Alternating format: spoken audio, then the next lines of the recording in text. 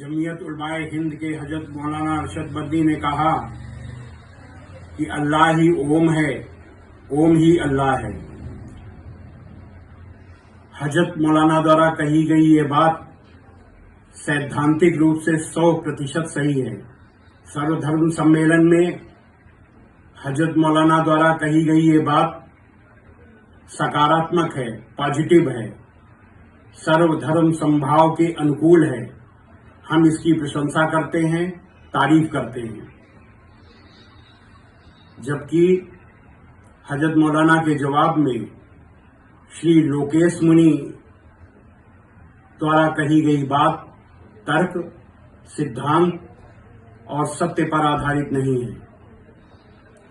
श्री लोकेश मुनि के जवाब में केवल जज्बात और गुस्सा है। अभी मेरा ऑपरेशन हुआ है। 5 दिनों पहले ही मैं हॉस्पिटल से डिस्चार्ज हुआ हूं। बहुत कमजोरी है, फिर भी मैं इस विषय पर बोलना चाहता हूं क्योंकि यह बहुत आवश्यक है, जरूरी है। इस्लाम के अनुसार ब्रह्म यानी परमेश्वर अजन्मा, अविनाशी, निराकार है।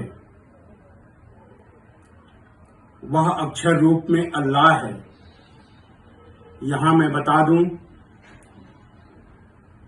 कि ब्रह्म का मतलब ब्रह्मा नहीं है। ब्रह्मा का मतलब होता है सृष्टि का देवता, और ब्रह्म का मतलब है सर्वोच्च ईश्वर, सर्वोच्च अल्लाह। वैदिक धर्म में भी परमेश्वर अजन्मा, अविनाशी और निराकार है। वह अक्षर रूप में ओम है। श्रीमद् भगवद गीता के अध्याय 8 के श्लोक नंबर 1 में अर्जुन श्री कृष्ण जी से कहते हैं, किम तद ब्रह्म, हे कृष्ण वह ब्रह्म, वह ईश्वर क्या है। इस पर श्री कृष्ण अध्याय 8 के ही श्लोक नंबर 3 में जवाब देते हैं, अक्षरम ब्रह्म परमम, परम अक्षर ब्रह्म है। वह परम अक्षर क्या है, इसके लिए श्री कृष्ण श्लोक नंबर 13 में बताते हैं, ओम इति एकाक्षरम ब्रह्म। वह परम अक्षर रूप ब्रह्म ओम है। वह परम अक्षर रूप ईश्वर ओम है। इसी तरह इस्लाम में वह परम अक्षर रूप ईश्वर अल्लाह है। इस्लाम के अनुसार अल्लाह ही ब्रह्मांड का रचयिता है, ब्रह्मांड का पैदा करने वाला है, ब्रह्मांड का पालन करने वाला है, ब्रह्मांड का विनाश करने वाला है। यानी ब्रह्मांड में प्रलय, क़यामत लाने वाला है। वैदिक धर्म में ओम, जो औम है, आकार, उकार, मकार से बना है।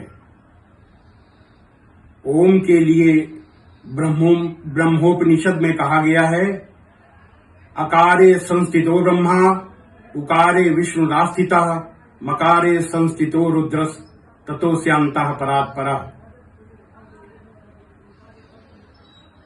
ओम यानी औम आकार से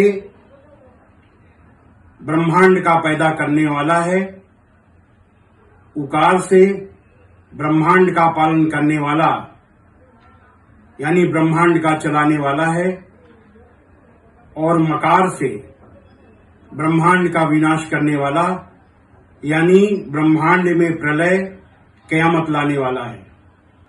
अगर हम सनातन धर्म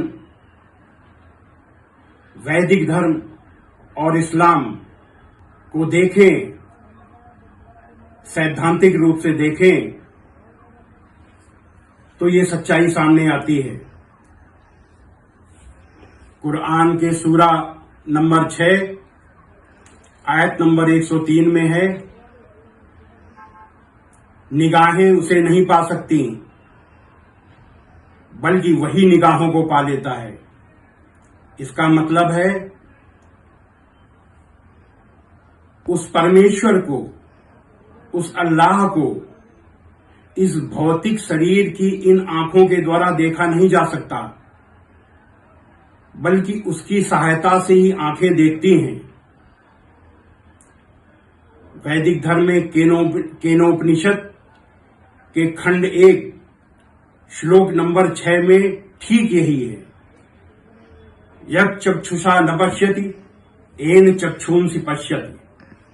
उस परमेश्वर को, उस ओम को, उस ब्रह्म को इस भौतिक शरीर की इन आंखों से देखा नहीं जा सकता, बल्कि उसकी सहायता से ही आंखें देखती हैं। कुरान के सूरा नंबर 112 की आयत नंबर 1 से लेकर 4 में है, कुल हुवल्लाहु अहद अल्लाहुस समद लम यलिद वलम यूलद वलम यकुल लहू कुफुवन अहद। अर्थात वह अल्लाह, वह परमेश्वर एक है, वह किसी का मोहताज नहीं है, यानी वह हर तरह की आवश्यकताओं से परे है। न उसका कोई बाप है और न कोई बेटा, और न ही उसकी कोई बराबरी करने वाला है। वैदिक धर्म में श्वेता शतरोपनिषद के अध्याय 6 श्लोक नंबर 8 में है, न तस्य कार्यम करणम च विद्यते न तत्समश्चाभ्यधिकस्य दृश्यते। उस परमेश्वर के, उस ब्रह्म के शरीर और इंद्रियां नहीं हैं, अर्थात वो निराकार है, वो अक्षर रूप ओम है, और उसकी कोई बराबरी करने वाला नहीं है, उससे बढ़कर भी कोई दिखाई नहीं देता।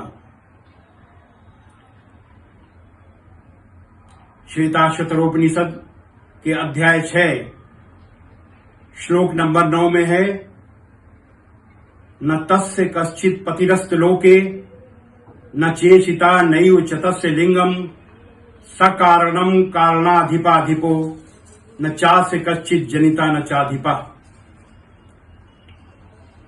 उस परमेश्वर, उस ब्रह्मांड का, उस परमेश्वर, उस ब्रह्म का ब्रह्मांड में कोई स्वामी नहीं है,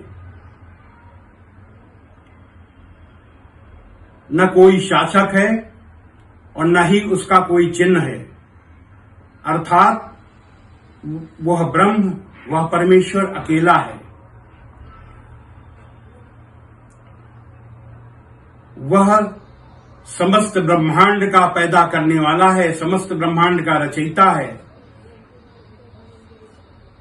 और उसका स्वामी है, उसका मालिक है। लेकिन उसका पैदा करने वाला और उसका मालिक, उसका स्वामी कोई नहीं है। वैदिक धर्म और इस्लाम के इन उदाहरणों से, इन सिद्धांतों से सिद्ध होता है कि अल्लाह ही ओम है, ओम ही अल्लाह है।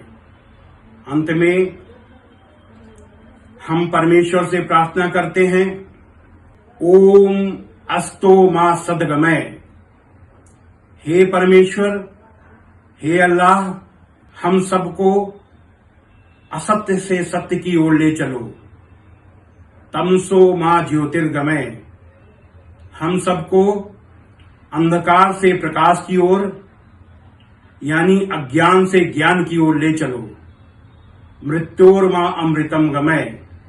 हम सबको मृत्यु से अमरता की ओर, यानी जन्म और मृत्यु से मुक्ति की ओर, जन्नत की ओर ले चलो। ओम शांति ही शांति ही शांति ही। अर्थात हे परमेश्वर, हे अल्लाह, हम सबको दैहिक, दैविक, भौतिक इन तीनों प्रकार के कष्टों से बचा लो।